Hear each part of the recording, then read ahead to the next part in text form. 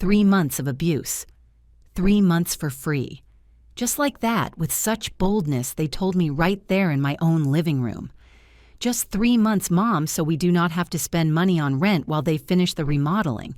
And this way, you get to spend more time with the kids. 3 months for free.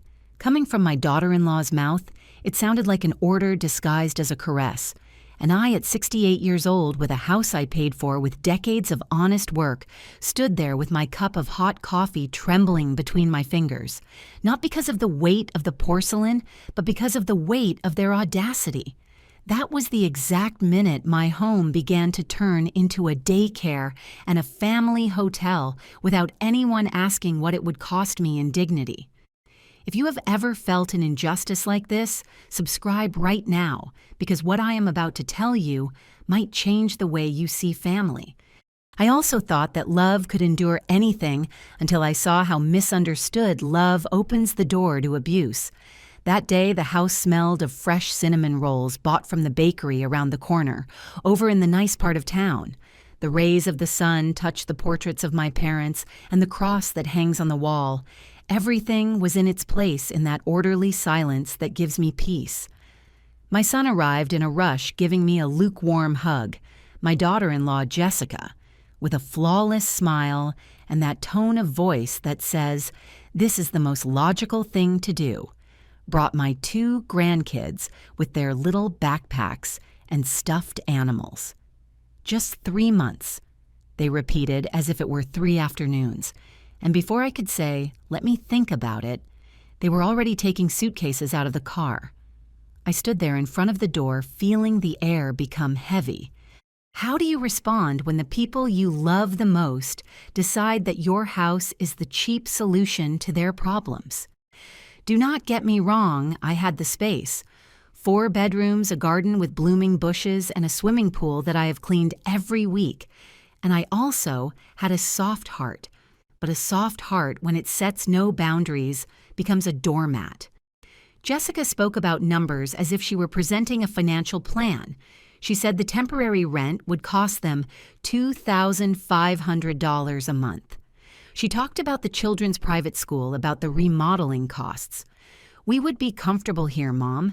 You do not spend anything extra, the house is big, and you love being with the kids," she said, looking at my hands.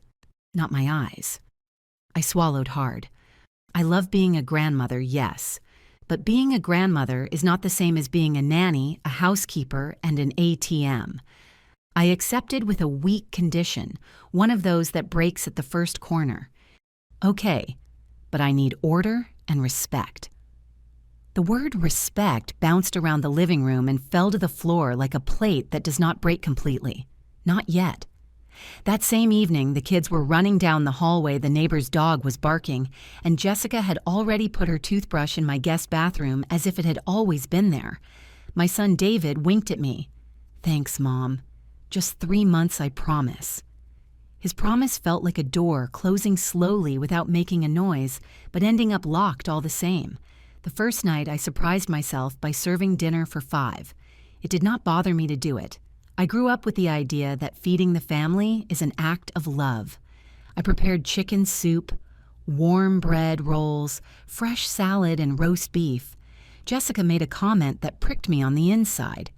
"You eat so well every day, mother-in-law. Staying here is definitely worth it." I laughed softly so I would not hear my own thoughts. At the table, my son did the math on a napkin. "Look, we are saving $7,500 in these 3 months. And I did the math in silence. Electricity, water, gas, pool, maintenance, groceries. His little piece of paper looked clean. The numbers in my head looked blurry, as if they did not deserve to exist. The next morning, I started noticing things. Small things, but sharp. Toys in the living room, the television turned on at full volume with cartoons crumbs on the sofa that I always kept spotless. Jessica left me a list on the kitchen counter. Milk, cereal, fruit, yogurt for the kids, ham, sandwich bread, napkins, detergent. It did not say, "Please," nor did it say, "Thank you."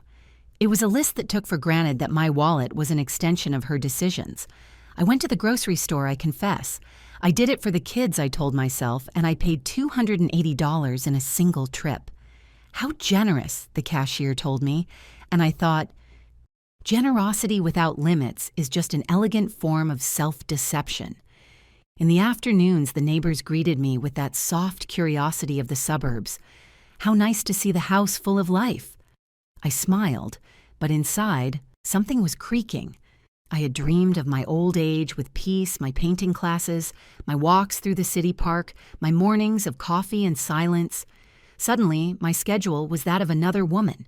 Waking kids up from naps, warming up bottles, washing endless dishes, picking up lost socks. The house was still mine, yes, but it no longer belonged to me. It was a stage occupied by other actors who did not ask me for permission or a script. On the third day, Jessica arrived with 2 more suitcases. Some cousins from Ohio are coming for Aunt Kathy's wedding. They are staying a couple of nights. A couple of nights that turned into 5. 5 nights with loud laughter and doors opening at midnight. In my own house, I was asking for permission to go to the kitchen as if I were a stranger in a crowded hotel. And although my son tried to balance things his way of balancing, was asking me for patience. Patience is an elastic band. If you stretch it too much, it snaps in your face. I started saving receipts.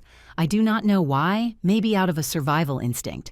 $180 from the second trip to the grocery store, $95 for gas, $218 for the extra landscaping service because they left the patio full of balloons and wrappers after an afternoon of playing. Nobody asked how much the bill was. Nobody offered a single dollar. The natural way in which they took my space and my resources froze my soul. I said, "Don't worry," with my mouth, but inside I was screaming, "Worry because this is costing me." On the afternoon of the 7th day, while I was brewing coffee, the kind my grandma taught me to make, I heard a phrase that broke something inside me. Jessica was on the phone laughing. "Yes, we are doing super well here. It is like a hotel, but free." A hotel. Free. 2 words that together formed a knot in my throat. I touched the cross hanging on the wall and asked for strength not to kick them out, but so I would not cry in front of them. I did not want to seem arrogant. I am not one of those women who show off what they have. I made my money with hard work with a fabric store I built up when I was young and with careful investments. If I have a spacious house in the city, it is because it cost me early mornings, red numbers, and difficult clients. I never thought I was better than anyone, but I was not raised to be made less under my own roof. That night, when everyone was sleeping, I walked barefoot down the hallway. The floor was cold, and the silence finally let me hear my own thoughts. I looked at myself in the hallway mirror, an antique mirror with a dark wooden frame, and I asked myself, at what moment did I confuse love with servitude? The answer did not appear. What did appear was a small decision almost invisible. I would start writing everything down, expenses, visits, days, favors, not to charge them with resentment, but to remind myself that I also exist. The next day, Jessica left another list longer this time and added without looking at me, "Oh, and if you could pick up the kids from their swimming classes, that would be ideal." I felt something break right there, like a glass shattering in slow motion, not because of the request, but because of the nerve. I took a deep breath and said yes with that voice that sounds soft on the outside but trembles on the inside. I went for the kids. I hugged them. "It is not their fault," I repeated, "but love for the grandkids does not cancel out respect for the grandmother." That afternoon, a neighbor left me a basket of muffins and a comment in passing. "It is nice that you have a full house, but you look tired, my friend." And yes, I felt tired. Not from cooking or cleaning, but from having to ask for permission to exist, from paying the emotional bill and the financial one of $1,000 in a week without anyone noticing. I went up to my room with the muffins like a teenager hiding to eat in peace. It made me laugh and feel sad at the same time. I thought the worst part was the lack of help. I did not know yet that the worst part was the lack of respect. Because it is one thing to open the door of your house and quite another for them to change the lock on your soul. And just when I thought I was exaggerating, something happened in my own kitchen that left my heart frozen and my gaze fixed on the floor. But the worst was yet to come. I always loved the sound of a living house, a laugh, a boiling pot, the soft closing of a door. But one thing is life, and another is an invasion. The morning everything took the shape of a daycare started with a sharp cry at 6:12 in the morning. It was not a hungry baby. It was a routine that did not belong to me, breaking my sleep all at once. I opened my eyes and the first thing I saw was my ceiling. That ceiling I paid for with years of work converted into the canopy of a campground I did not authorize. I went downstairs in my robe. In the living room, toys were scattered over the Persian rug. A plastic car was parked against the coffee table. A tower of colorful blocks occupied the place where I leave my magazines. In the kitchen, 2 sippy cups were soaking and a mountain of dishes from dinner. Jessica was there with her cell phone in one hand and a spoon in the other. "Oh, mother-in-law, can you help us with breakfast? I have a meeting at 8:30. "And what do you want for breakfast?" I asked with that politeness that still controls me. "The usual. Pancakes for the kids, eggs for us, and coffee, please." She said it like someone dictating a list to a waiter. I put on my apron. I prepared the batter, heated the pan, served the coffee. When we finished, the kitchen looked like a flower landing zone. Flour on the counter, on the floor, on my slippers. "Thanks, mother-in-law," she said in a rush, leaving her cup half empty. I cleaned up, washed, dried. The clock showed 9:10, and I already felt the exhaustion of midday. Inside my head, a number was bouncing around. $38 for the breakfast groceries from the day before. I wrote it down in a small notebook hidden in the drawer with the tablecloths, as if keeping accounts were a sin. The house had a new soundtrack cartoons at full volume, a cry of, "Grandma." Every 10 minutes, the alarm of the washing machine that no one turned off the rain, of rubber balls bouncing against the wall. I repeated, "It is not the kids' fault. It is not the kids' fault," to remember that my anger was not with them.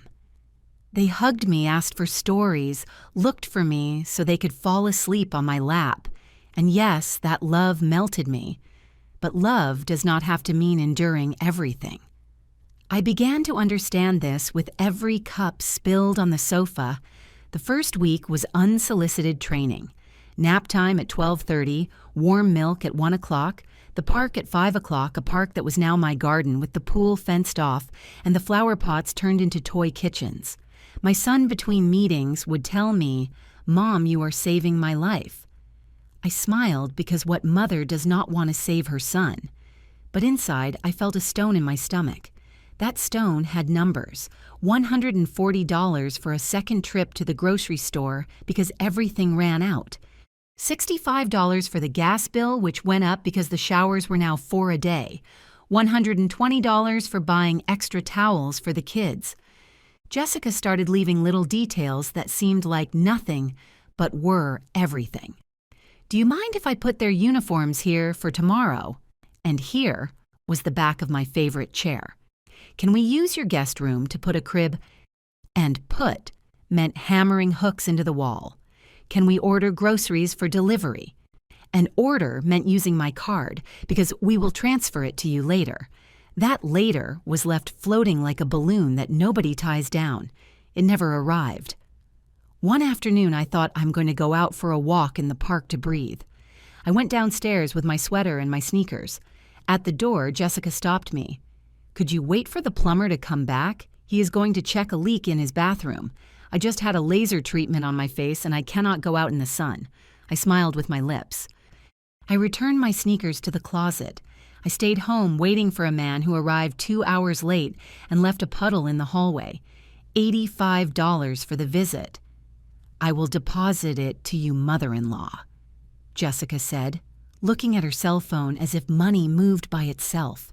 The deposit never landed. The last straw of the extra services was the school issue.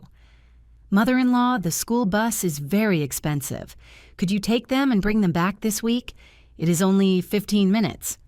15 there and 15 back, twice a day, 1 hour daily. An hour that was no longer mine."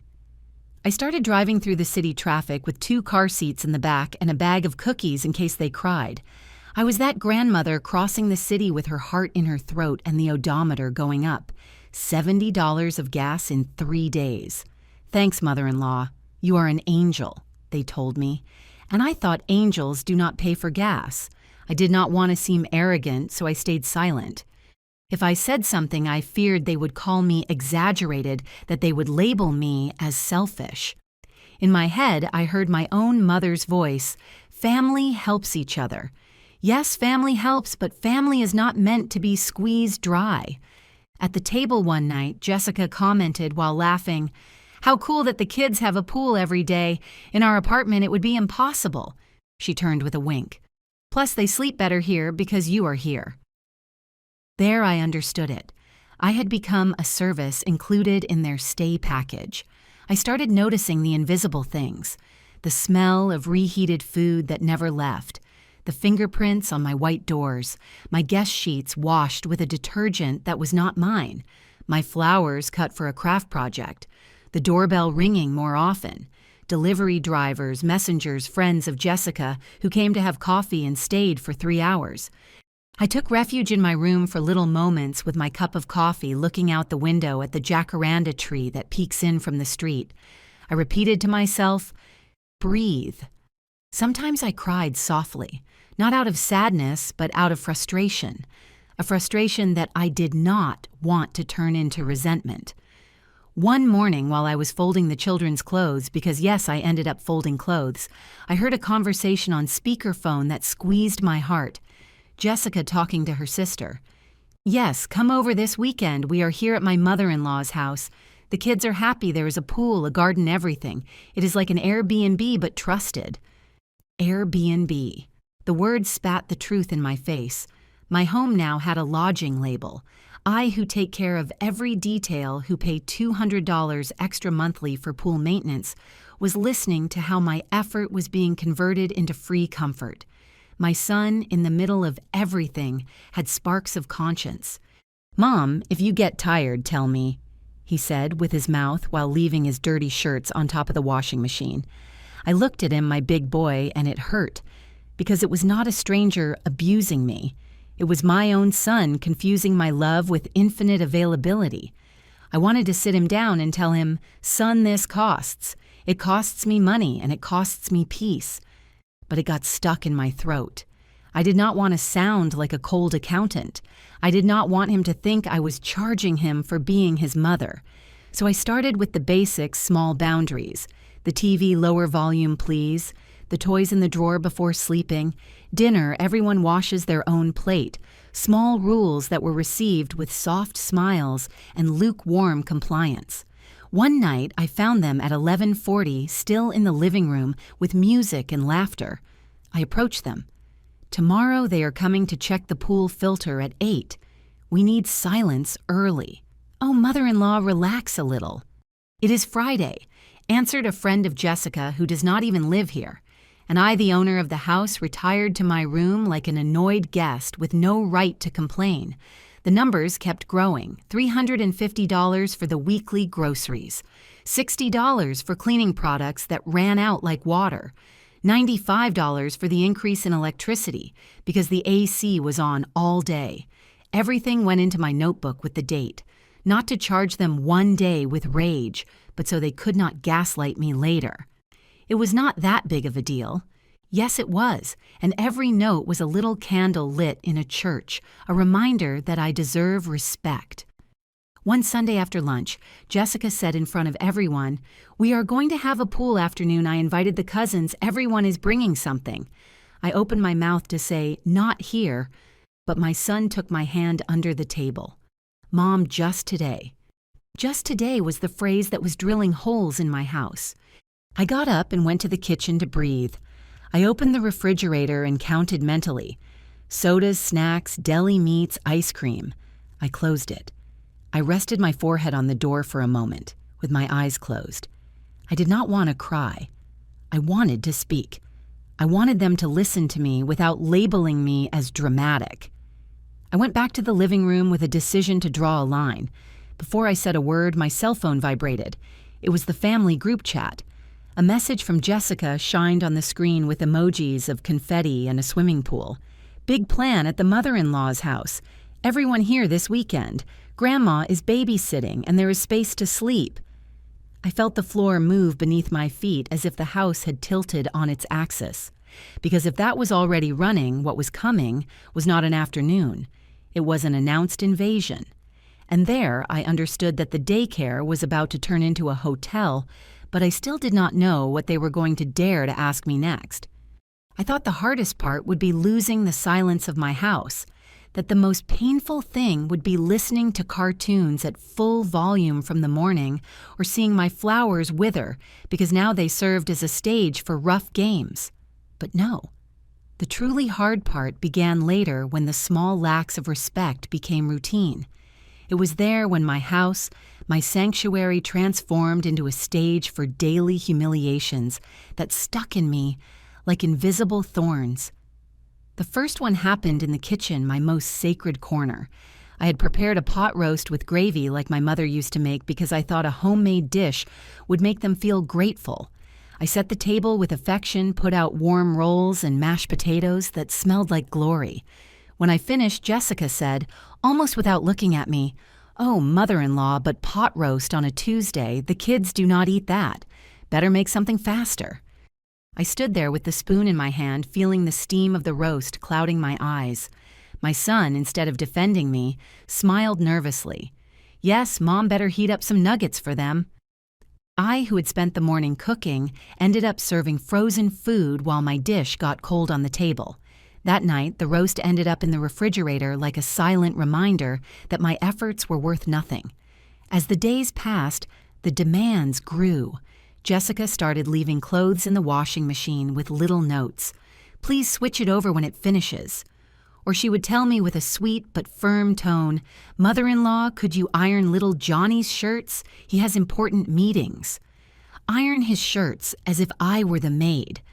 I bit my lips, turned on the iron, and went over every sleeve with care, remembering that these hands ironed school uniforms for my son when he was small.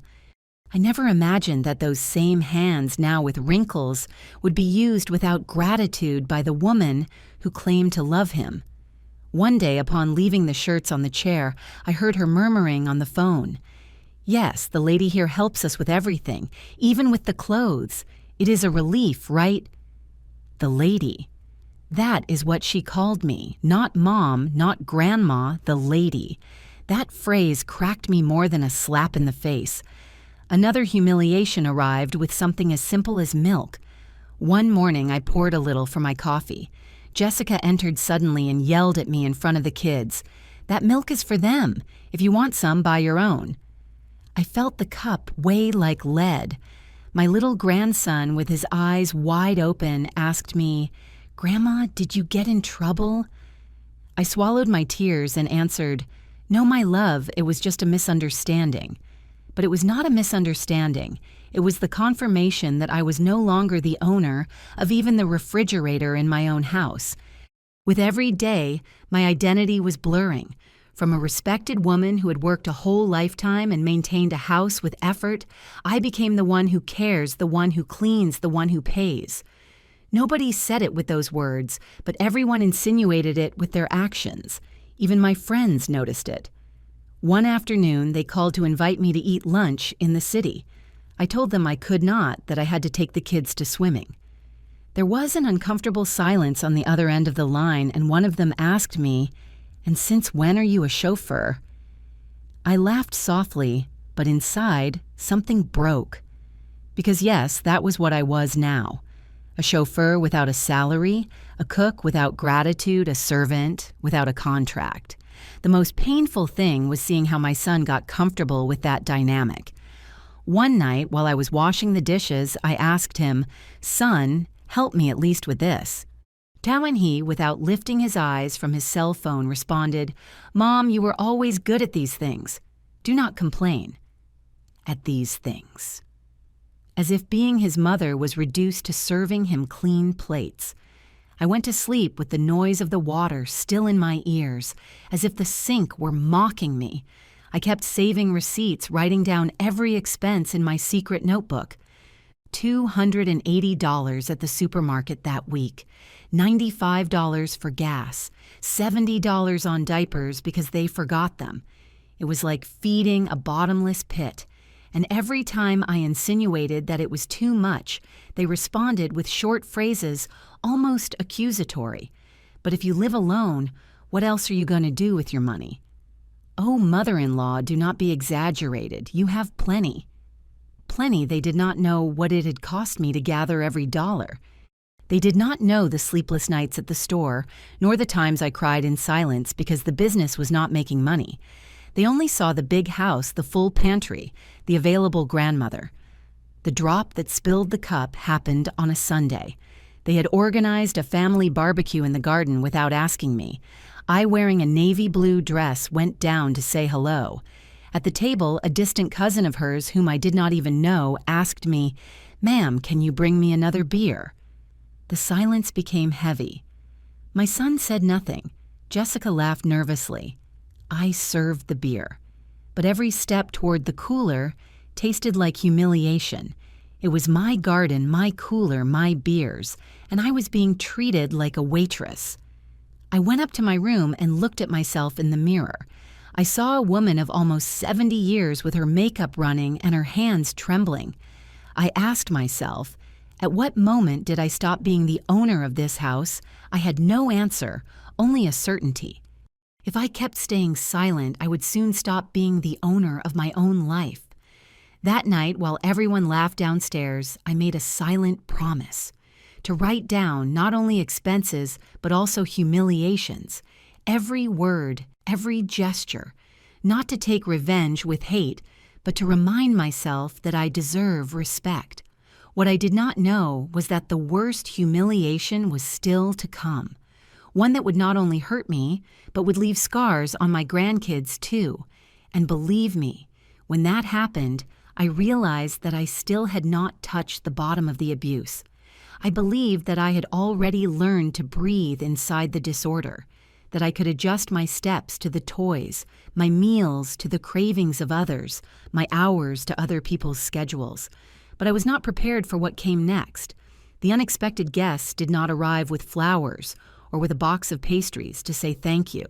They arrived with suitcases, and with that naturalness of someone who believes that hospitality is an acquired right. And my house, the one that always smelled of fresh coffee and order, began to smell like a hotel hallway on a Saturday afternoon. The announcement was via WhatsApp, as if it were a group invitation to a block party. Jessica wrote it with party emojis. This weekend, the cousins are falling in. Here at the mother-in-law's house, we are super comfortable. There are rooms, a pool, and Grandma is a sweetheart. I read, Grandma is a sweetheart. And I felt like they were labeling me as an included service breakfast cleaning and unlimited affection.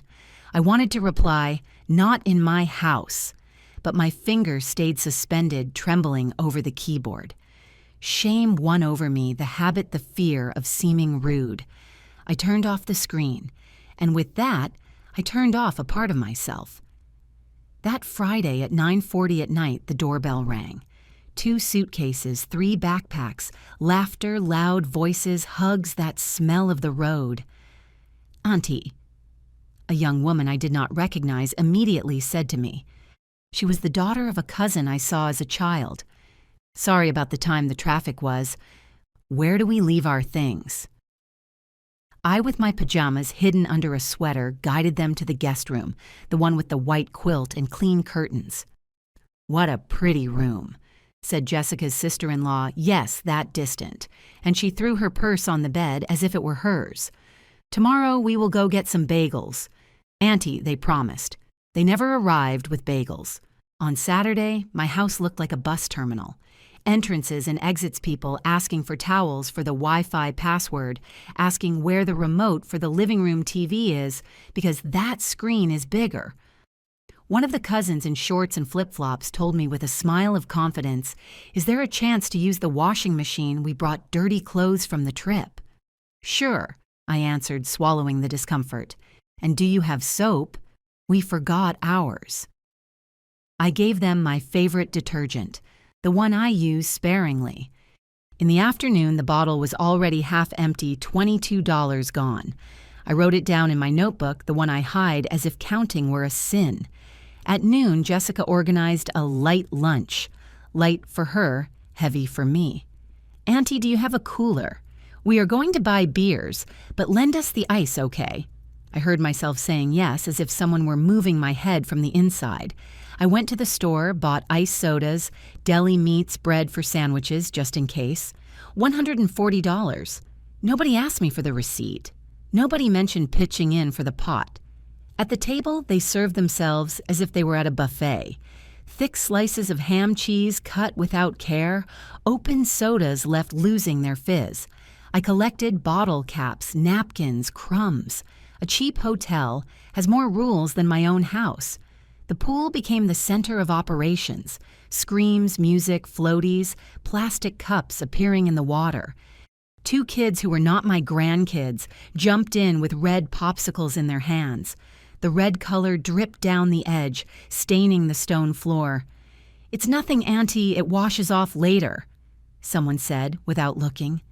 I saw everything in slow motion, the water splashing my flowering bushes, my expensive towel turned into a doormat, the bathroom door wide open. "Where is the shampoo?" asked a voice. In my shower, 4 brand new bottles that I bought for myself already had their caps left open and strange fingerprints inside. $35 worth of Estee Lauder products used up in a single day. My bathroom, the most intimate of my places, had become a public changing room. On Sunday morning, when I was finally able to go down to the kitchen in silence, I found the pots from last night stacked up and a note written with a pink marker. It said, "Mom, thanks a million. You are the best host in the world." Host. That word hurt me more than the pile of dirty dishes. My son Mike came down with messy hair and a voice that sounded like he just woke up.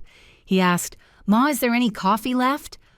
No, I answered dryly, and I regretted it instantly. I did not want to sound harsh. I did not want to seem arrogant. But there was an irritation rising up my throat like steam from a pressure cooker. I made the coffee just like always. I served it. I breathed. At the time they were supposed to leave, nobody was leaving. Then Mike said, "We are staying until Monday, Mom. Is that a problem? Hotel nights are extremely expensive, and we are comfortable here." My daughter-in-law, Sarah, shot me a look that said, "Tell them yes." And my son gave me a look that just asked for my reputation. I nodded. $0 in rent, $0 in contribution. $310 in additional groceries that I had already paid for the previous afternoon so that nothing would be missing. That Monday, when they finally left, they left behind wet towels, a forgotten swimsuit, glasses all over the living room, and a phrase that echoed in my mind. "Thanks for everything, Mom. You should rent this place out." It would fill up.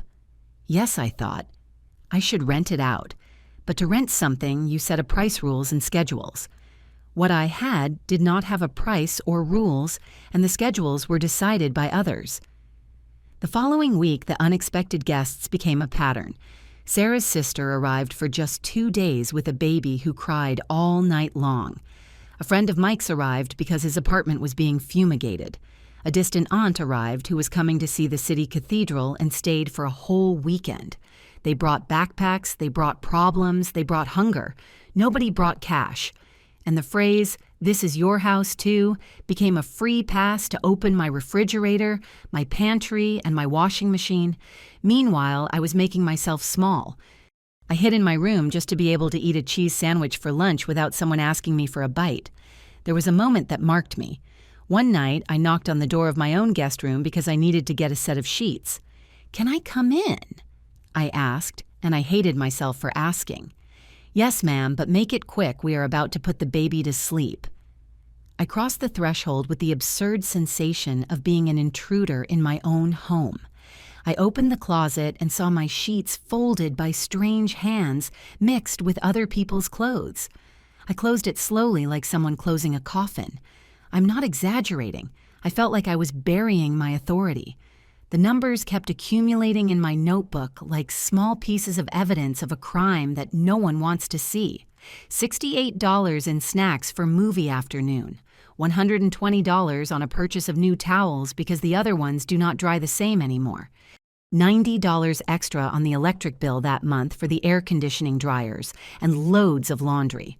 My son never asked how much it was. Sarah would say, "I will pay you back later." And that later was a cloud that never rained. I did not want money anymore. I wanted respect. But one thing and the other went hand in hand. Whoever does not respect your wallet does not respect your soul either. I did not want to explode. I did not want to scream. I started to set discreet limits. I locked my bathroom. I put my shampoos away in a cabinet. I bought a small cooler and kept it in my room so I would not have to fight for my water bottles. I put a tiny sign on the laundry room door. Restricted family use. Sarah tore it off with a smile. "Oh, Mom, such formalities." She threw it into the trash can. There, among banana peels and dirty napkins, I saw my limits crumpled up. The climax arrived on a Saturday afternoon with the house full once again. There was music in the living room. The children were running. The pool looked like a public water park. I was in the kitchen cutting fruit when I heard the phrase said with a light laugh by Sarah's sister. "You guys are so lucky that your mother-in-law is a millionaire. It really makes you want to visit often." I looked up, not because of the word millionaire, which I never liked, but because of what it carried hidden inside. The idea that my open doors were not generosity, they were an obligation. The idea that my house was not a home, it was infrastructure. The idea that I was not a person, I was a resource. My hands trembled and the knife hit the cutting board with a dry thud. Nobody noticed anything. Nobody except my oldest grandson, who looked at me with those eyes that always truly see me. "Grandma, are you okay?" And I, so as not to scare him, smiled. "Yes, my love, I just got a little tired." That night, when they finally left the ones from that day because others always came, I went down to the empty living room. It smelled like humidity chlorine and cold food. I picked up glasses, turned off lights, and straightened cushions. On the table, I found a crumpled $10 bill left for the ice. I looked at it and laughed alone a laugh that tasted like salt to me. I did not need their money. I needed them to understand that the house is not sustained by magic. It is sustained by work, by order, by respect. I put all of that in, and they were trampling on all of that. I sat on the stairs with the notebook on my lap. I turned the pages. Expenses, hours, names. It was not revenge, it was memory. Because I knew the day would come when they would tell me it was not a big deal, and I would have the means to look them in the eyes. I closed the notebook. I took a deep breath and prayed a Hail Mary, asking the Virgin Mary to give me wisdom not to turn my pain into hate, but to turn it into boundaries. What I did not know was that the next blow would not come from the guests, nor from the towels, nor from the grocery store. It would come from a phrase thrown in my own kitchen in front of my grandchildren that would freeze my blood and make me understand that I had already touched the bottom of contempt. And it was there when I knew that the worst had not passed yet. I had swallowed silences, I had accepted invasions, I had smiled so as not to seem bitter. But nothing prepared me for the day my own kitchen became the stage for the greatest humiliation of my life. That day in front of the refrigerator, I understood that I was not the beloved grandmother, nor the generous hostess, nor the mother everyone respects. That day they treated me like a nuisance, and they did it in front of the ones I love the most. It was just another morning. The sun came in warm through the window, and I poured myself a little milk to go with my fresh brewed coffee. My sacred moment, a pastry silence and a slow sip. I barely lifted the cup when I heard Sarah's voice dry hard like a whip. "That milk is for the children. Buy your own, ma'am." Time froze. I felt the words hit my chest, not my ears. My grandchildren were there a few steps away, and they looked at me with those big, confused eyes. "Grandma, did you get in trouble?" asked the oldest one with the innocence that cuts like a knife. My hand trembled. The cup almost fell from my grasp. I swallowed hard. I forced a smile. "No, my love, nothing is wrong. Just a misunderstanding." But it was not a misunderstanding. It was pure contempt thrown in my face in my kitchen in the house that I had built with every dollar earned by hard work. I locked myself in my room and cried. I cried like I had not cried since I buried my husband more than 10 years ago. The weeping came from my soul with that pain that makes no noise but burns inside. I asked myself at what moment I went from being the respected mother to becoming the uncomfortable lady. In that instant, I felt like a foreigner in my own home. Every corner reminded me of the invasion, the thrown toys, the strange towels, the dirty dishes. But what hurt me the most was not the mess. It was the lack of gratitude, the lack of recognition, the nerve to demand I buy my own milk as if I were an intruder. I did not sleep that night. I walked down the hallway barefoot, touching the frames of the family photos with my fingertips. There is Mike as a boy with his school uniform smiling because I ironed his shirt at midnight so it would be impeccable. There I am young with my hands full of sewing from the fabric store that allowed me to pay for this house. There is my husband with his tired smile telling me, "Someday we will rest here together." And now my house was a hotel, a daycare, and a prison all at the same time. The next day I tried to fake normality. I prepared breakfast. I put out fruit bread juice. Sarah did not even sit down. She took a cup, checked her cell phone, and said, "My friends are coming today. Can you stay with the kids? Mom, we will not be long." It was the first time my voice came out firm. "I cannot. I have to go out." She looked at me in surprise as if I had no right to a schedule. "Go out to where? To church." I answered. I lied. I did not go to church. I sat on a bench in the city park and cried again. I looked at the pigeons and thought even they have more freedom than I do in my own house. That same week, another blow arrived. One afternoon after picking up the kids from swimming, I found 3 people in my living room, an aunt of Sarah's, and 2 friends. "Oh, ma'am, your house is so lovely. How lucky that you have so much space." I smiled politely while noticing that they were using my new mugs. Mike arrived later, and when I asked to speak to him alone, he told me, "Mom, do not exaggerate. It is normal. Family supports each other." That phrase hurt me more than any scream because it was not support, it was abuse. And my own son, to whom I had given everything, was incapable of seeing it. That night, I wrote in my notebook, "Today I confirmed that I am no longer the owner of my house. I am the free maid of my family." I wrote it with a trembling hand, but with clarity. It was not revenge, it was a record. I wanted that when the day of confrontation arrived, no one could say, "You imagined it." No. Everything was there, the expenses, the words, the wounds. I fell asleep with the light on, hugging the rosary my mother gave me. I asked the Virgin Mary to give me strength not to scream, but to resist until I found the moment to act, because I knew it. The day would come when I would have to decide between continuing to be a doormat or recovering my dignity. What I did not imagine was that life still held a greater humiliation for me, one that would no longer be just a shout or a demand, one that would involve money power and absolute nerve. And when that happened, I understood that I could no longer keep quiet, because what they asked of me afterwards was so shameless that it changed me forever. After that morning in the kitchen, after feeling stripped of dignity in front of my own grandchildren, something inside me changed. I did not make a scene. I did not raise my voice. I did not complain. I did the opposite. I went silent. And in that silence, I found a new strength, a calm that was not resignation but preparation. From the outside, it might have looked like submission, but it was not. It was strategy. I had understood that every word of mine was used against me. She is exaggerating. Age makes her sensitive. That is how mothers-in-law are. I would no longer give them more weapons. From that moment on, every smile, every "yes, of course," hid behind it a plan that only I knew.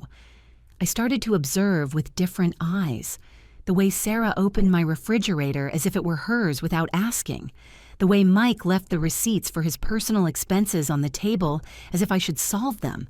The naturalness with which the cousins arrived and settled in without contributing $1. I observed, and I kept quiet. But in my mind, everything was being noted as if my memory had turned into a judicial archive. I also started to write everything down with discipline. The expenses one by one with date and detail. $92 for the last grocery run. $140 for gas in 2 weeks. $215 for the electric bill, which came in at almost double the average. Each number was a brick in the wall. I was building an invisible wall that separated me from the abuse. In my silences, I found unexpected allies. A neighbor, seeing me carrying heavy bags, told me softly, "Do not let them use you, neighbor. You are worth a lot." A cashier at the supermarket, seeing me pay another large bill, commented, "Always so generous, ma'am." Small words that confirmed what I already knew. I was not crazy. I was not exaggerating. They were exploiting me. I also began to protect my energy. When everyone went to sleep, I stayed in the living room, turning off lights, picking up glasses, straightening cushions. But I did it with a different spirit. Every dish I picked up was a reminder that I was sustaining all of this alone. Instead of crying, I started repeating to myself in a low voice, "This is my house. I am in charge here. I am just waiting for the right moment." It was almost a nightly prayer, a different kind of prayer. I sought advice without anyone noticing. I spoke with an old lawyer friend, someone I trusted who had helped me years ago with papers for the fabric store. I told him briefly without drama, like someone asking about a hypothetical situation. What happens if someone lives in my house without a contract, without paying rent? He explained my rights. He told me about evictions, about documents. He gave me legal certainties that I kept like an ace up my sleeve. I left that office lighter, like someone hiding a secret weapon they do not need to fire yet. Meanwhile, at home, my attitude seemed more docile than ever. I cooked without complaining. I received visitors with courtesy. I took care of the children with patience. Mike and Sarah thought that I had finally gotten used to it, that I had accepted my new role. But in reality, with every day that passed, I strengthened myself in silence, like the earth that holds water before unleashing the storm. The pain was still there, of course. There were nights when I cried, hugging my mother's rosary, asking for strength. But there were also nights when I found myself smiling alone, imagining everyone's faces when the day arrived that I would put a definitive stop to it.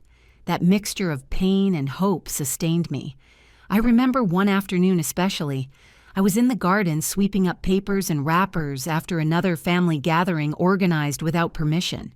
The sky was clouding over, and a gust of wind lifted dry leaves and trash at the same time. I thought, this is my life now, clean leaves mixed with other people's trash. And in that same instant, I swore to myself that soon I would sweep for real, not just the patio, but my entire house. The hardest part was with my grandchildren. They innocent hugged me, looked for me to put them to sleep, asked me for stories. They were my weakness. Sometimes they asked me, "Grandma, why are you always tired?" And I would answer, "Because I work a lot, my love." I did not tell them that the tiredness came more from the soul than from the body, but they were my reason to resist. If I gave in completely, they would grow up seeing it as normal that a grandmother is treated like a maid, and I was not going to allow that. Every night I closed the notebook with my notes and repeated to myself, "Wait, the moment will come." Because deep down, I knew it. They themselves would take charge of giving me the perfect excuse, the drop that would spill the cup. And when that happened, I would not scream, I would not cry, I would act, with proof, with calm, with the dignity I should have never lost. What I did not imagine was that that opportunity would arrive sooner than I believed. One day, with the house full again and the account of my expenses accumulating unthinkable figures, they made a request so shameless that it forced me to put an end to the abuse. And it was then, when I revealed my plan kept in silence, that everything changed. The day arrived without announcement, as life-changing moments usually do. It was a Saturday afternoon, the house full again, laughter in the pool, kids running, music playing. I was in the kitchen watching the ice in a bucket melt faster than the party lasted. And then between glasses of soda and loud laughter, Sarah threw out the phrase that marked the limit. "Mom, we were thinking, why don't we stay here until Christmas? That way we save on rent and you are not alone. Everyone wins." Until December. Not 3 months, not occasional visits. Half a year of free hotel of babysitter of maid service. Half a year of abuse legitimized with a smile. I stood still, feeling my blood freeze. I looked at Mike, waiting for him to correct her, to say something sensible. But he looked down like a trapped child and murmured, "It is temporary, Ma, just until we finish the remodeling." Temporary. That word already tasted like a lie to me. I did not sleep that night. I opened my notebook, reviewed every expense noted with firm handwriting. $12,430 in 3 months. Groceries, electricity, gas, gasoline, extra repairs. Everything paid by me without anyone acknowledging it. I closed the notebook and felt a new calm. I did not have rage. I had proof. I did not have fear. I had a plan. At dawn, I prayed in front of the Virgin Mary hanging in my bedroom. I did not ask for revenge. I asked for courage, because I knew that what I was about to do would change my relationship with my son forever. That Sunday, I gathered them all in the main living room. I put the notebook on the table like someone placing cards in a decisive game. "I need you to listen to me," I said. My voice did not tremble. Sarah smiled nervously, as if it were another one of my old lady sensitivities. Mike looked at me with exhaustion. The others kept talking amongst themselves. I opened the notebook and started reading. Groceries for the first week, $280. Gas, $95. July electric bill, $215. New towels, $120. Extra gardening, $219. Total until today, $12,430. The silence fell like a heavy door slamming shut. No one laughed. No one moved. "This is not a hotel," I continued. "I am not your maid, and I do not intend to keep paying for you to live here without contributing a single dollar. Starting today, if you want to stay, you will pay rent, and if not, you leave." I then pulled the second ace from my sleeve, a document prepared by my lawyer. It was a simple contract establishing a monthly amount of $2,500, the same it would cost them to rent an apartment in the neighborhood. I put it on the table with a pen on top. Sarah was the first to react. "Are you joking, Mom, charging us? We are family." Her voice was rising in pitch, loaded with disbelief. I looked straight at her. "Precisely because we are family. I thought I deserved respect. But you confused respect with abuse." Mike tried to soften things. "Ma, don't take it like that. We are going through a difficult time. What does it cost you to support us a few more months?" I walked closer calmly. "What it costs me, son, is written here. And I am not just speaking about money. I am speaking about my peace, about my dignity. Not anymore." The silence was harder than the screams. No one dared to sign.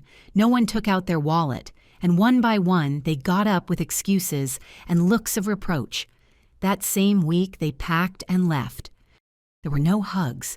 There were no thank yous. Only suitcases being dragged and doors closing with force. The first night alone, I walked through the house in silence. I turned on the lights, arranged the cushions, put away the new groceries I bought just for myself. I poured myself a fresh coffee with the milk I bought without guilt and drank it looking at my empty garden. I felt loneliness. Yes, but it was a clean, dignified loneliness which tasted better than any poisoned company. It was not the end of everything. Days later, Mike returned with a tired face and red eyes. He sat in front of me, not knowing how to start. "Ma, I'm sorry. I didn't think we were hurting you so much." I listened to him in silence. I loved him. I would always love him. But I also knew that if I lowered my guard, everything would repeat itself. "Son, I told him calmly, "This house is my refuge, not a hotel. You are welcome whenever you want, but under my rules. If you do not respect me here, you will not respect me anywhere." He nodded with held-back tears. I do not know if he understood it completely in that moment, but I did. I had recovered command of my life. What followed was poetic justice. They had to pay rent out of their own pockets like any responsible adult. And they learned the hard way that a mother's love does not mean accepting humiliations. That experience left me with a clear lesson. Sometimes silence is not surrender, it is strategy. And setting boundaries is not cruelty, it is self-love. But the story did not end there, because what came next was even more revealing. The moment when my son, ashamed and regretful, came back to knock on my door looking for forgiveness. The silence of the house after their departure was almost unreal. For weeks I had gotten used to the noise, the children's screams, the constant sound of doors and televisions turned on. Now I only heard the tick-tock of the clock in the living room and the distant song of a street performer outside. At first that calm seemed hard to me, like a loneliness that hurt. But soon I discovered that it was not loneliness, it was freedom. I woke up early, made my fresh coffee, and drank it in peace without fear of someone shouting at me for using the milk. I went back to my walks in the city park, to my afternoons of reading, to my flowers in the garden. I recovered my routines, those small things that reminded me that this house was built with sacrifice and that every corner belongs to me. It did not take long before reality caught up with them. The rent they wanted to save so badly, they were now paying in full somewhere else. Mike called me one afternoon, his voice tired. "Ma, now I understand what you were saying. It is heavy, everything costs more than we thought." I listened to him in silence. He was not looking for advice, he was looking for understanding. I answered him calmly, "That is life, son. Learning that nothing is free and that abusing the one who loves you always has a price higher than money." He did not answer immediately. He just sighed and told me, "Forgive me." Poetic justice arrived on its own without me lifting a finger. Sarah, used to living without contributing, now had to take charge of Bill's cleaning responsibilities she ignored before. Her confident smile faded because their comfort had run out. And although it hurt me for my grandchildren, I also knew it was necessary. They had to learn that the love of a mother or a grandmother is not a license to abuse. One Sunday, Mike came to visit me. He arrived without warning, alone, without his wife. He knocked on the door with the same shyness as when he was a boy asking for permission to go out and play. When I saw him, I felt a lump in my throat. He held a bouquet of simple flowers in his hands, surely bought on the corner. He sat in front of me, and with held-back tears, he told me, "Ma, now I understand that I confused your love with availability. I should never have allowed them to disrespect you in your own house." I looked him in the eyes and answered firm but with affection, "It is not enough to understand it, son. You have to show it. This house is my sanctuary, and whoever enters here must respect it, including you." He lowered his gaze and nodded. That gesture was enough for me to know that finally he had learned the lesson. Today, my house is my refuge again. It is no longer a daycare, nor a hotel, nor a center for improvised meetings.